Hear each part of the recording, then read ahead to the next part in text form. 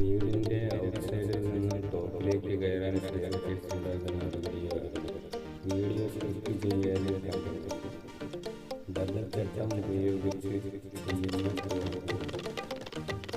Step 15 മില്ലിയാണ് ഉണ്ടാക്കിയിട്ടുള്ളത്.